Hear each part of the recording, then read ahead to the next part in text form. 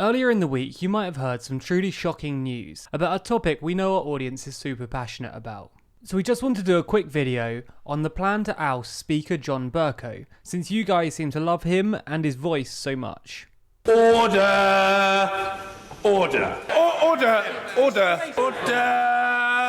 Order! Order! Order! Order! Order! Order! Yes, you're right, that was a very subtle promo for our line of order merch.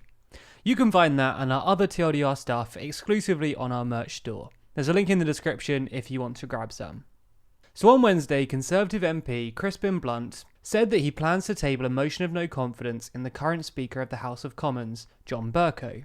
This is most likely going to be tabled as an early day motion. Early day motions, or EDMs, aren't actually allocated parliamentary time, and so are very rarely debated. Whether or not they get debated usually depends on how many MPs decide to sign them. By convention, MPs don't usually sign EDMs, but according to Crispin Blunt, the MP who's proposing this EDM, members have said that they'll support the motion, another constitutional convention which is being beaten by Brexit. Anyway, Blunt has said that if he can persuade 100 MPs to commit to signing it, then the motion will probably be tabled on Tuesday morning. Apparently, he's approached Conservative and even Labour MPs to try and get some support for his motion, which will read, "The House believes that it's impossible for this House to sustain belief in the impartiality of the Right Honourable Member for Buckingham, and therefore has no confidence in the Speaker." So why is he proposing this motion? While this motion won't carry any legal weight, if Blunt can persuade half the House to sign it, he and his fellow Conservatives are hoping that the political pressure will force Bercow to step down. Bercow has been Speaker for about a decade now, and despite starting his career as a Conservative MP before he had to resign from his party to become Speaker, he's been incredibly unpopular with the Conservative Party for quite some time now. Before Brexit, it was more of a nuisance than anything else, but he's now become a lot more influential. This is because a lot of the parliamentary process around Brexit revolves around which amendments he selects. And Conservatives, especially Brexiteers, think that he's deliberately ignored some Brexiteer amendments and given unfair weight to Remainer ones. Also, Brexit has put the UK in a bit of a constitutional crisis, and it falls upon the Speaker, as the presiding officer of the House of Commons, to interpret the Constitution. The UK's Constitution is incredibly weird and complicated, and we've got a video about it in the pipeline. But basically, it's not black and white, and requires a degree of interpretation. Normally politics stays well within the boundaries, but sometimes it gets into grey area, as it has done with Brexit, and it falls to Bercow to interpret it. His decision to deny a third meaningful vote on the deal without substantial changes really annoyed Conservative MPs, and especially the government. While he did have reason to do so, because as we said, the British Constitution is a matter of interpretation to some degree, the Conservatives argue that this wasn't an honest interpretation, and he was actually trying to satisfy his anti-Brexit, anti-Conservative agenda. However, interpreting the Constitution and the rules of the House of Commons is one of the Speaker's key roles, as we discussed in our video on the topic. So if they don't like his interpretations, forcing him out could be an effective way to change the path forward. The Conservative Party have actually tried to oust Bercow before. In 2015, the coalition government tried to change the election rules for speakers to force Bercow into facing a secret ballot after a general election. This was a pretty thinly veiled plot to try and get rid of him, and hopefully replace him with someone more sympathetic to the Conservative cause. Fortunately for all you Bercow-philes, it failed, leading to some pretty emotional scenes.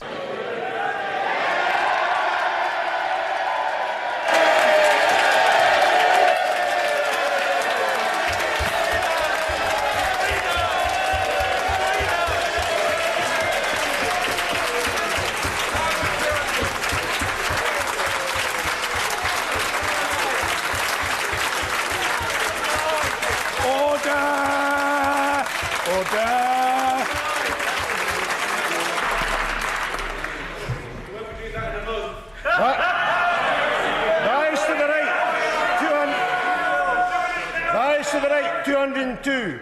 The nose to the left. There was noise. Please. Emotional, Mr. Chairman. It's my last one. Rise to the right, 202. The nose to the left, 228. Yeah!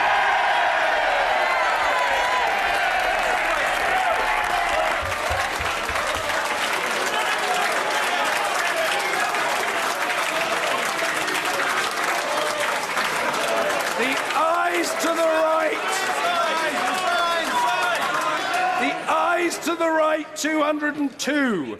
The noes to the left, 228. So the noes have it. The noes have it.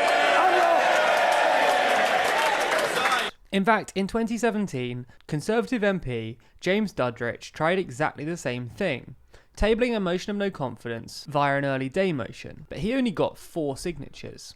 So will this plot succeed? Well, no one really knows, but it's worth noting that the 2015 plot only got the support of 202 MPs, despite having the support of the government, and the 2017 plot only got 4 signatures. Given that the Conservatives don't have a majority in the House, and ministers are bound by convention not to sign, it's hard to see that Blunt will get many votes. He's not helped by the fact that now doesn't feel like the most appropriate time to be ousting the Speaker, when Parliament is already such a mess thanks to Brexit. If you want to follow along with this story, or the mess of Brexit generally, be sure to subscribe to our channel.